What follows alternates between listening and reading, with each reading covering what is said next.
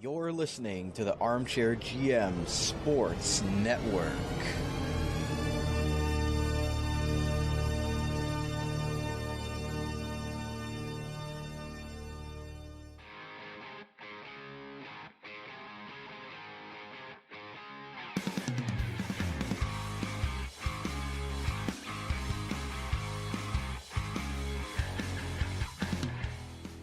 This is Rod Mahood, your in-game voice of the Niagara IceDogs, and you're listening to the Dog Pound Podcast on the Armchair GM Sports Network, your podcast source for all game analysis, team interviews, and up-to-date news regarding the Niagara IceDogs. All right, ladies and gentlemen, welcome to another special edition of the Dog Pound Podcast right here on the Armchair GM Sports Network, your June 17th, 2021 edition, your source North American sports coverage by sports fans, for sports fans, delivered to you right here in the beautiful Niagara region. You can find us on social media for updates and giveaways by following the podcast on Twitter at Armchair GM Pod, as well as this show's podcast. Make sure you're following it at Dog Pound Podcast for all of our Ice Dog content, and you can like us on Facebook and Instagram as well.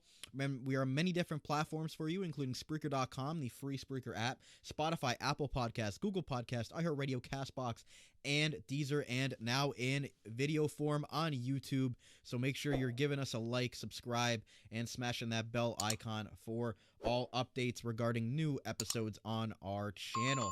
And lastly, our beautiful user-friendly website, armchairgmsports.com, for all things regarding the network, including articles, podcast episodes, sponsors, and contributors. Everything's on there for you guys. Please go and check that out as well. Check out our new mobile-friendly version of our website. A lot easier to navigate on your smartphone. And please give us a like and a subscribe, whatever platform you're listening to us right now. Please give us some love. And as always, I'm one of your hosts of the Dog Pound Podcast, flying solo today. My name is Brandon Caputo. You can follow me on Twitter at Caputs13_AGM.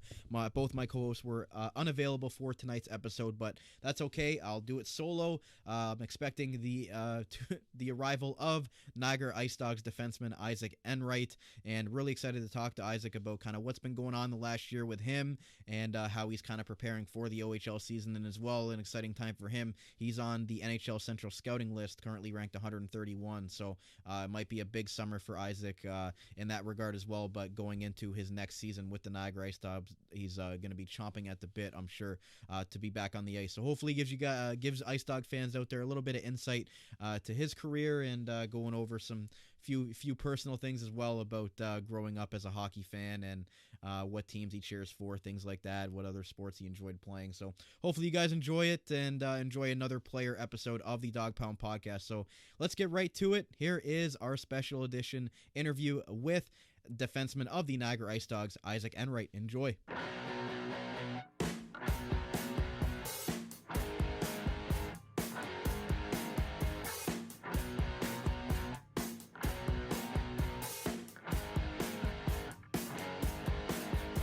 All right, ladies and gentlemen, welcome to another special edition of the Dog Pound Podcast right here in the Armchair GM Sports Network. On today's episode, we are pleased to be joined in video form by another IceDog player. This time it's the first-round pick from the 2019 OHL Draft. We have defenseman Isaac Enright with us. Isaac, it's Brandon here with you. My two co-hosts couldn't be with me today, but it's great to talk with you, and it's felt like forever since we saw you on the ice donning the IceDog jersey. Yeah, thanks for having me. I'm happy to be here. And firstly, what are we supposed to call you? Because, I mean, some of your teammates who we've had on the show were kind of deemed with some pretty clever nicknames. You had Big Bert for Jake Uberti. We had Kit Kat for Landon Cato. And obviously the Hippo for Mason Howard, who's a big chip guy. But is there anyone that floats around the locker room for you, or that the boys, with the boys, or should I come up with you come up with one for you myself? Yeah, so I got Any. That's what all my boys back home call me. That's Any. what everyone from the Ottawa Valley calls me that. But for some reason, Berkey decided to call me Enzo this past season, and it kind of stuck. They called me Enzo. I don't know. So I submitted. They asked for nicknames at the start of the season to put on their Twitter, and I said Any. And halfway through the season, they switched it to Enzo because, I don't know, it circulated St. Catharines, I guess. So I guess you're kind of answer to anything now. So you're trying to take Tyler Ennis's nickname there from the NHL. I was gonna give you the Big Easy. I don't know if you like that one or not, but That's a good one. That's a good one. So maybe we can try to float that one around the boys in the locker room. But Ennie or Enzo, I guess. That's I guess that's Jake Uberti was eating up the Big Bert. So I don't know what your thoughts on that, but is that one you think that might stick around the locker room this year? I don't know. That's a new one. I haven't heard that one yet. So Yeah. we usually call him Scooby because I don't know how that came about. I don't know. Scooby-Doo? It started with Scooby-Doo and now it's Scooby? Maybe he's a big fan of those Scooby snack things. I don't know.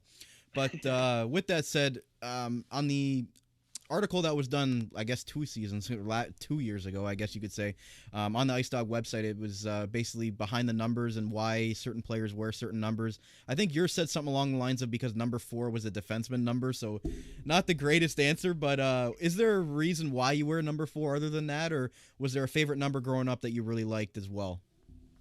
So I used to wear 22 because that's what my dad made me wear my first year of hockey because it was his favorite number. And then I kind of stuck with that. And then about halfway through my career so far, I switched to 17 because my older brother wore 17. And then 17 was taken the year before I came to the Ice Dogs. So I switched to 4, and it's true. 4 is a defenseman number, so I'm happy with that. I can't complain. Yeah, so 17 and then 4 was kind of the alternate for you there. So good to know there that it's a little bit more than what you gave on that on the website there about just being a defenseman number. But with that said, I've kind of switched around numbers so many times that it doesn't bother me anymore. I don't have anything special. So okay, so some people have some big ties to their numbers, but. Yeah. Whatever number they give Isaac Enright, he's going to wear. So he's a team he's a team player in that regard. But any great Canadian hockey stories like we always hear about young players, like destroying stuff around their parents' houses, like with hockey pucks, appliances, garage doors, anything like that. Do you have any funny stories or anything like that growing up playing hockey in and around your house? Just probably the usual mini six stories in the basement. So I have 4 brothers actually. Wow.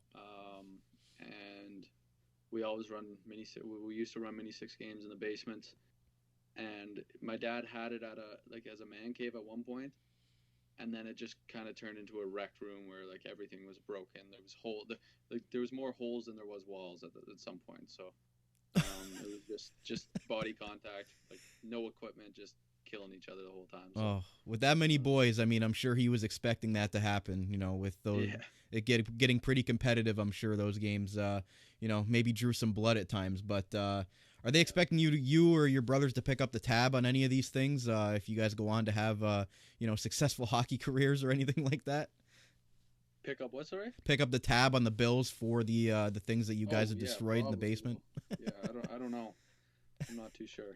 Hopefully not. I'm going to hope they forget about it. Awesome. Do you have a first hockey memory, or was something that you remember of why you chose hockey, and kind of was it always your number one choice, or was there other sports that you enjoyed playing growing up as well?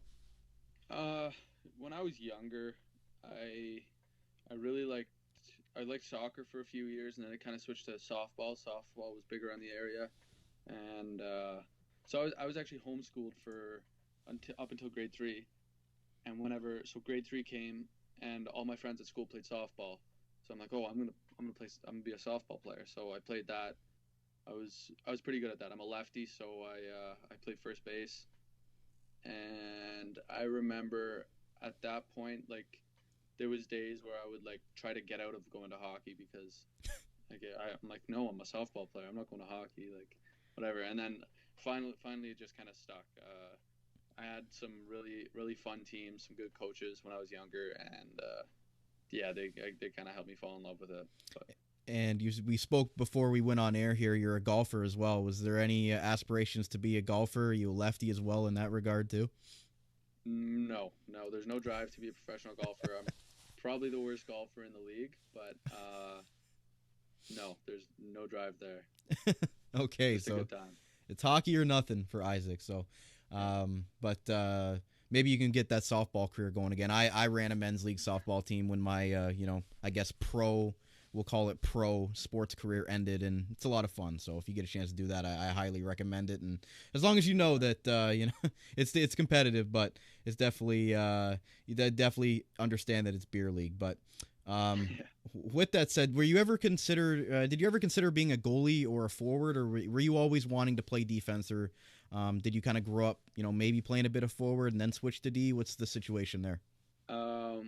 Definitely not a goalie. I would never be a goalie. Never ever. I don't know how they do it, but I was actually, even like my first couple games in initiation, I was always scared of getting scored on. So my team would be like up ice, and I'd be at our blue line, like the far blue line, waiting for them to come. So like I was at the beginning of my career, like I never really thought of the game as an offensive game. I'm just like, let's make these people mad by stopping them from scoring. That was kind of like the fun I had when I was little with it. And then I realized that I was a pretty active, strong kid, and I realized that I could skate and I could stick handle and I could shoot. So I had some fun for a few years, just burning everyone wide, shooting far side every time I would go in. That was my move. But the defenseman part always stuck to me. Like I never had a problem choosing a position. Never thought about goalie. Those guys are a special breed. Yeah. Yeah. You were born and grew up in Ottawa. Does that mean you're a fan of the local team, the Ottawa Senators, or were you one of those Maple Leafs or Canadiens fans invading the Canadian Tire Center growing up? I'm a Leafs fan. I'm a Leafs fan. It's I don't know about now. I've stopped wearing my hat, but I'm still deep down. I'm a Leafs fan. So. I'm a Buffalo Sabres fan, so I feel your pain. With what's going on. My team can't make the playoffs, and your team can't get out of the first round of the playoffs. So I know what you guys are going through. But did you go to a lot of Sens games growing up, or did you just go when the Leafs were playing type stuff? I went to enough Sens games. My dad would always take me and the boys, my brothers. But we used to play the program down in the Ottawa Valley.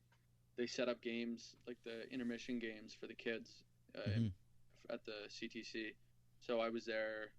I played there 4 or 5 times in between, or like before or after a Sens game. So it was a good time. Wow, maybe that was foreshadowing what's to come with the NHL Draft. But with that said, who were some of your idols growing up? Maybe players, or not even just hockey players, but maybe athletes that were kind of that you wanted to model your game after, as far as on and off the ice. When I was younger, I was obsessed with Matt Sundin. And then from there, I liked Chara for a few years, and then realized I could never be like him. So I switched. I was Morgan Riley fan for a while, and now it's John Klingberg. So I don't know, jump around from player to player. Those are some solid guys. Yeah, not many people on the planet can say that they can live up to Zdeno Chara and that size. We're not all born like that. But so is Klingberg a guy that you kind of try to mold your game around and kind of like try to see little things that he does and kind of put that into your game as well? Yeah, for the most part. Like, we're obviously like no two players are the same, but I look at his gameplay. Like, I watch his video and I really kind of like pick it apart and try to put myself in his position and see. And most of the time, the plays that he makes are the plays that I'd be making. So I kind of realized the resemblance there. And it's a little thing, but a big thing for me is he does this play. He runs a offside one-timer from the dot. So he'll walk down in the O-zone. Guy will pass it from the far corner, and he shoots a one-timer off the right side. So I don't know. I really like that play, and I've been practicing that. So. Yeah, I got your first NHL goal up on the screen right now for the YouTube viewers. What was that moment like for you in Hamilton? That was pretty sweet. I actually didn't really celebrate. I didn't know what to do. Also, Scooby kind of, I don't know. I'm not sure what happened. He got tripped and went into the board, so he was kind of like injured during the celebration. So I didn't want to like celebrate and like not care about him. So I kind of just like gave my buddies a fist bump and skated over to see if he was okay. But no, it was an awesome experience. It was fun. Yeah, definitely a keeper puck there. And during your time in quarantine, what have been some of the hobbies and activities that you've been taking up most? Talk about golf as well, but maybe ones that might get you in some flack with your teammates over. Apparently Jake Uberti, Big Bert, is a big yoga guy now. Cato and Howard were suspects on the legitimacy of that, but is there anything that you've kind of taken up that maybe you didn't think that you would before the whole pandemic and quarantine started? Yeah, so I don't think Scooby's a yoga guy. I think he's putting on a show. But I live on a farm, so just kind of working on the farm. I like to four-wheeler, so me and my buddies would get together and rip around on our bikes. And I play music the odd time too as well. My mom's really musical, so I kind of pick that up and I pick away at it when I'm bored. And any instruments that you like playing, or? I play accordion right now. Oh, cool. That's a skill. I could never imagine trying to play the accordion, but maybe they need you to do some It's not as hard as it seems. Maybe they need to have you do like a pregame ceremony at the Meridian Center this year, playing some accordion. Yeah, I'm not too sure about that. I might not be doing that. We'll see, but we're going to get into more with our interview with defenseman Isaac Enright of the Niagara IceDogs right after our commercial break here. So stay right here. Be right back on the Dog Pound podcast and right here on the Armchair GM Sports Network. Experience a new way to play daily fantasy sports and esports on Thrive Fantasy. Thrive's game concept revolves around player props, which are simple over-unders on player stats. There are contests for traditional sports including the NFL, NBA, MLB, PGA, and cricket, as well as esports titles including CSGO, Dota 2, League of Legends, and more coming soon. Here's how to play. Choose your lineup of over-unders for top-tier athletes that have the biggest impact on the game. Each prop has a fantasy point total based on how likely it is to hit. The more points the selection is worth, the riskier it is. Rack up the most points and win a share of the prize pool. Thrive is awarded over $2 million in cash, so come and prop up today.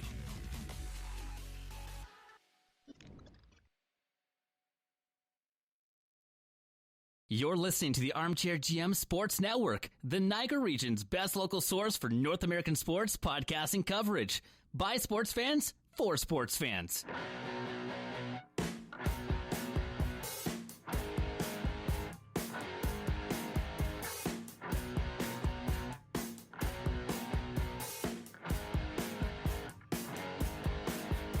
All right, ladies and gentlemen, welcome back to segment 2 of our interview with the Niagara IceDogs defenseman Isaac Enright. And we might as well start right off here, Isaac. Obviously, it feels like forever ago since that last season ended for you guys. But, that second half of the season was a little bit challenging for you guys. Obviously, you two guys traded, Akil Thomas, Phil Tomasino, Kian Sopa, and other teammates being aged out now, like Ivan Ladnia, Elijah Roberts, just to name a few. Just thoughts on those guys and any teammates in particular that kind of helped you along the way as a young defenseman in the OHL in your first year? Yeah, I'd say they all played a huge part in just my development and just the whole entire experience of my first year. Specifically, Akil Thomas. Sorry, he was always really good to the younger guys. He would always if we were he noticed we were down or something, he'd come up to us, just be like, "Hey, what's up, buddy? How are you doing?" And he would also go over video with us, which is kind of unique. He would he told us at the start of the season, if you guys ever want video, let me know and I can break it down for you and send you clips and stuff. So he did that a couple times and that was really helpful. So he was really good captain. Yeah, he was definitely missed. And even when he was playing you guys with Peterborough and he scored those couple of goals, it looked like he didn't really want to score those goals. So it looked like it was definitely affecting him. We spoke to him post-game, and it was still really emotional for him just because he was so engraved in the Niagara community there. So definitely great to hear that he helped you along the way. And you ate up a lot of minutes in the second half of the year after all those trades happened, and just do you think that helped you in a way, better prepare you for this upcoming season as a kind of a learning experience? I know it wasn't the results that you guys had wanted, but do you think that that's going to help you in your second year of the OHL, which should have been last year, but because of the pandemic? But going into this year, do you think that that kind of second half experience and those difficult times that you guys battled through is going to help you in this upcoming season? Yeah, I definitely think that'll play a big factor in my game this upcoming season. It was kind of sorry, I'm losing my train of thought. All good. Yeah, no, that it definitely will play a big part. It was really good for my confidence. Like as we were struggling at the end of the season, but wow. You had a really young team. That was the thing, right? Like you had a lot of those guys were traded, and you had a lot of new guys being pushed up into bigger roles, including yourself. As a first year defenseman, that must have. Did you kind of welcome that challenge, or for you to step in that role and for the coaching staff to trust you with that, coming in as a first round pick and it being your first year in the OHL, that was really impressive. Yeah, no, it was exciting whenever I was given that opportunity. And it was a little bit scary at first, but then I kind of learned like the game. Like I'm not the only one like playing the game for my team. Like it's not like all these mistakes. They're not all my fault. So I kind of like took every like scolding sort of with a grain of salt and kind of focused on the positives. Like I tried to see my improvement as much as I could throughout the last half of the season. Yeah, I could definitely see that you guys were definitely, trying to take that next step, but it's difficult when you have so many, those trades happen and then you guys are instantly put in those roles and you kind of have to learn on the spot and just, you're still playing against some of the top teams. So I think you guys definitely probably took a lot from that, and even talking to Coach Burke as well, he definitely saw the progression that you guys made throughout the rest of that second half of the season. But with that said, obviously with the draft position came some really exciting young talent to the organization over the last two drafts back to back there. Just kind of thoughts on, a lot of new players coming in. Have you had a chance to kind of reach out to any of these guys and kind of welcome them to the organization? Yeah, like I've talked to a few of them over the last year and the last month or so. But yeah, I'm really excited for the future of the Ice Dogs. Like there's a lot of good talent coming into the city, and it'll be really fun to kind of like be there for this whole experience. Two draft classes coming in at the same time. Like, can you imagine if that was you coming in as a rookie and having two, draft classes and having all that competition as a rookie to try to make the roster? Just how much do you think that the competition level is going to be ramped up for, this upcoming training camp for you guys, knowing that you have two new crops of players coming in that for their first time and trying to make a good impression, and for you guys as the returnees to kind of still show that, you guys are the veterans of this team and you guys deserve spots as well? Yeah, like that'll definitely for the younger kids, that like I can't imagine that's not a little bit scary, like that much competition, and like you're not sure if you have a spot yet.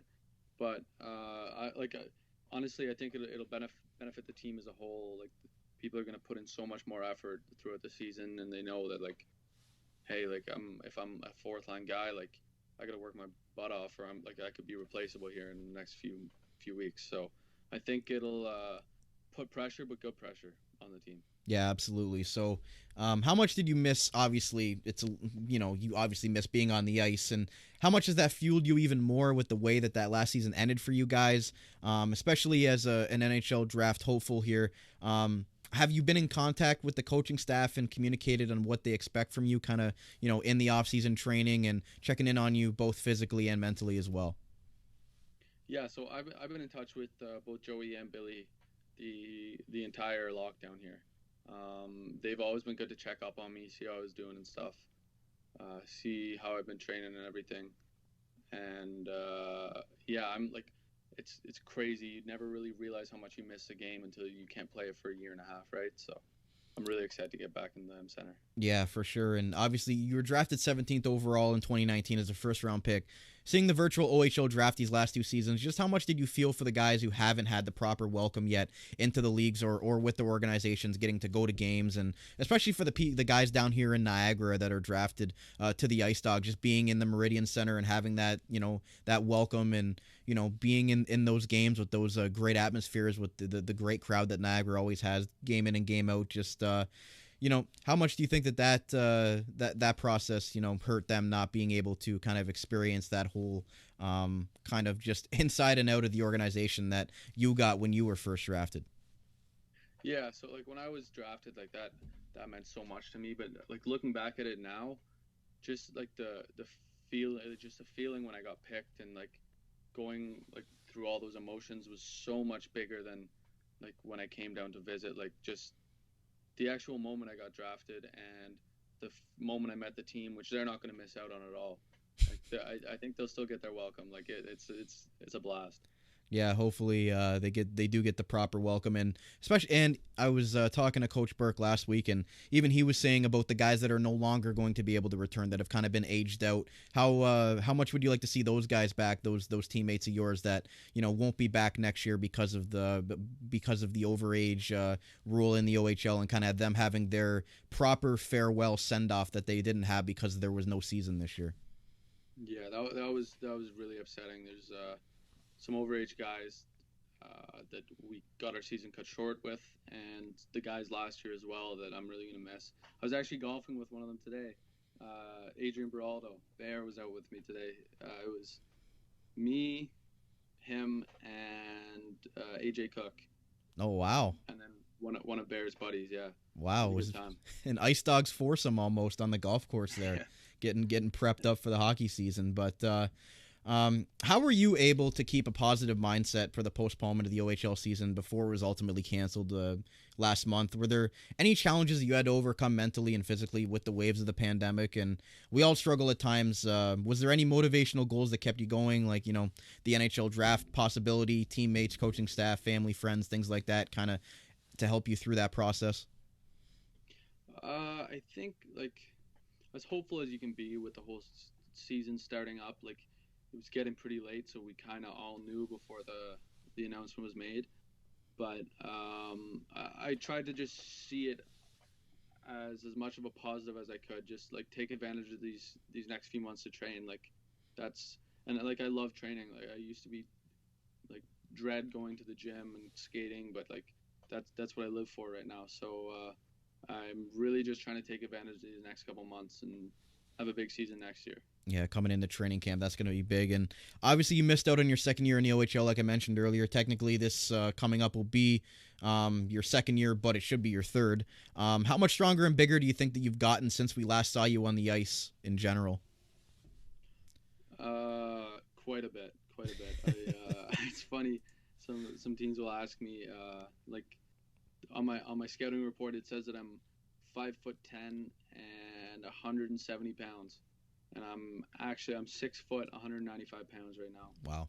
And it's really exciting for me. Like I feel like I'm in good shape and I'm ready to go, and I just want to get into a game and see what I can do. Yeah, guys at your age, and I feel old saying that, your age. I mean, I'm only 20. I'm about to be 29, and I feel old saying that. But yeah, that's definitely big growth years for you, development wise, and just natural growth of human beings.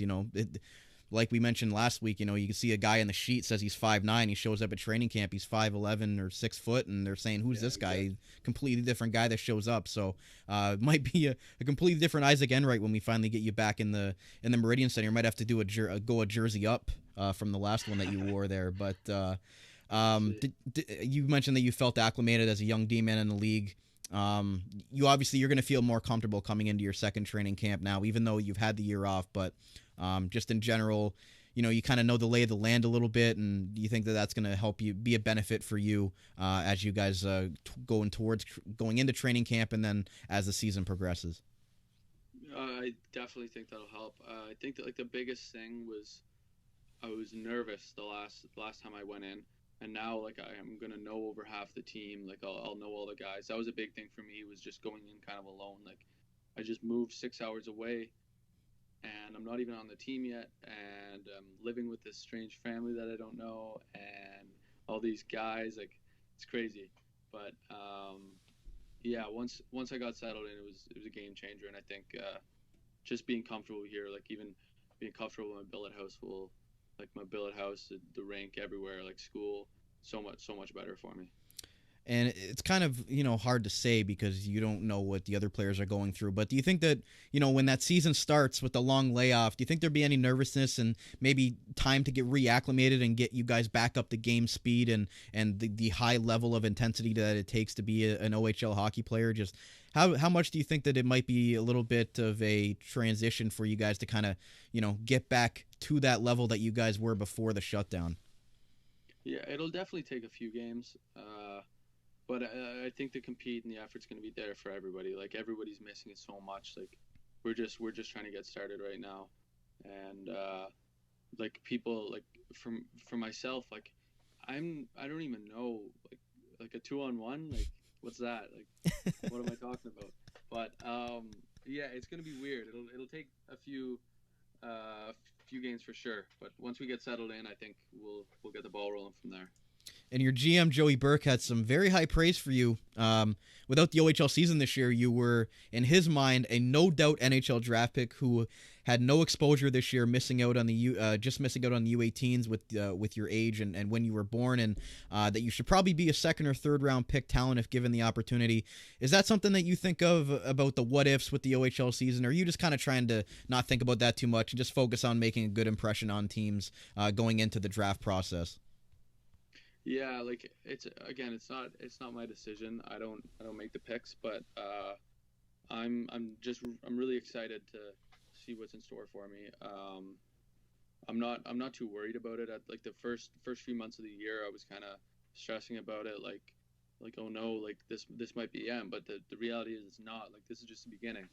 So I think if I keep that mindset, I'll be okay. Drafted or not, it's not my decision. I'd hope to go, but at the end of the day, I couldn't do anything about it this season, and I'm going to focus on when I can this next coming season. Yeah, you definitely got a lot of time. You're not a 29-year-old who transitioned to media because his pro sports career was over, but hopefully you don't have to go through what I went through in that regard, but I was never playing at that level. Let's just get that straight. But is having the draft moment for you going to be special, regardless of if you're picked with an early round or late round pick, with the opportunity to be drafted into the National Hockey League, which is, every young boy's dream growing up in Canada playing hockey?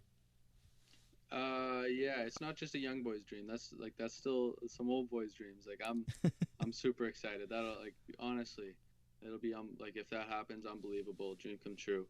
I don't even know how I'll react. But do you have any other friends and or teammates that have kind of went through that process that you've kind of like bounced thoughts off of and gotten advice from them of how they went about the process and kind of just trying to get you prepared for that as well, what to expect? Not too much. I spoke with Phil Tomasino, for here and there throughout the season, last season, but no, like, I'm kind of almost excited to go into a blind and just kind of take it all in as like brand new. Like, I don't know any of it, so. Yeah, that might be the best for you. Just go in with an attitude of whatever happens, and it might be less stressful on you in that regard. And kind of last set of questions for you here, Isaac. I know I've kept you a long time here, but you're ranked 131 on the Central Scouting list for the upcoming 2021 NHL Draft. Like we touched on just now, is there anything in particular that you're doing to prepare yourself physically but also mentally for this process? And kind of, if interviews take place, how will you be handling that, and how will you be selling yourself as far as your skills that make you an appealing asset to NHL GMs and organizations to be able to draft? Yeah, so physically, I'm just training as hard as I ever have. It's I don't know. I'm in the gym 4 or 5 times a week. I'm skating twice a week, and I'm making sure I don't gas myself out as well. I gotta be careful, but I'm trying to get the max training I can right now. And yeah, mentally, it's not too stressful for me anymore. Again, like I said, the first few months of the year, I was pretty worried about it, but it's all good. I'm all good on my end. As for the teams, I don't try to sell myself as something I'm not.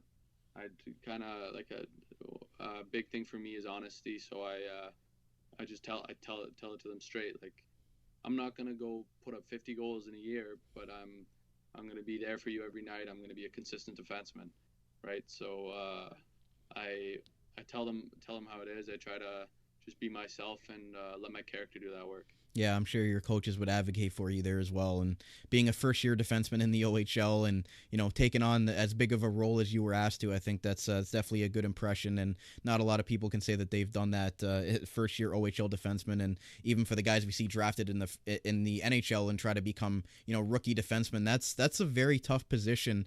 More so than maybe forwards to kind of get acclimated into the NHL. For a defenseman, that's not an easy task, especially when you've got pros coming down at you and guys who are experienced in whatever league that is.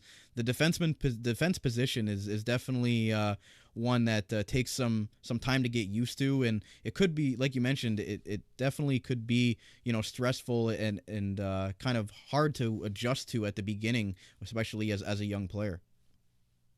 Yeah, for sure. Yeah. I don't know. Who knows? I'm blind to it. I like that. I like that attitude going in with that. But anyways, Isaac or Enzo or whatever your teammates decide to call you, or thanks so much for taking the time to chat with us today and give us and Ice Dog fans kind of a little insight to what you've been doing in the last little while to prepare for the OHL season and the NHL draft process.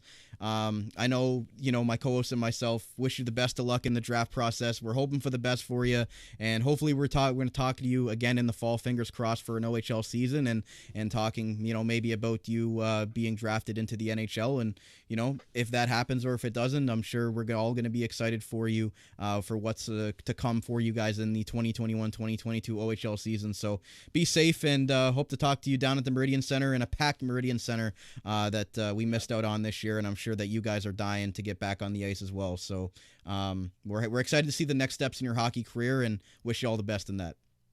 Thank you very much, as am I. Yep, take care, Isaac. So there you have it, ladies and gentlemen. There was our interview with Niagara IceDogs defenseman Isaac Enright. You can tell that he's excited to get going with next season, and his draft process, he's kind of taking it in a different route, kind of saying, he's not going to stress over it too much, and whatever happens. He kind of wants to go in there without any knowledge from anyone else. He kind of wants to just enjoy that process and soak it in. I really like that attitude from him there, and a lot of great insight on his being a big Toronto Maple Leafs fan growing up, and just in general his thoughts on how last season ended for the Ice Dogs, and Akil Thomas, the former captain, helping him along the way to grow as a young defenseman in the league in his first year, taking on such a big role, and then now even growing so much over the summer. His stat sheet, or his weight and height on the sheet is going to look a lot different, and like I mentioned in the podcast there, he might need a size up from the last Isaac Enright jersey that he wore the last time the Ice Dogs were out on the ice there as a continuing growing young man. So with that said, ladies and gentlemen, that's going to wrap it up for another special edition of the Dog Pound podcast right here on the Armchair GM Sports Network. Another player interview for you guys.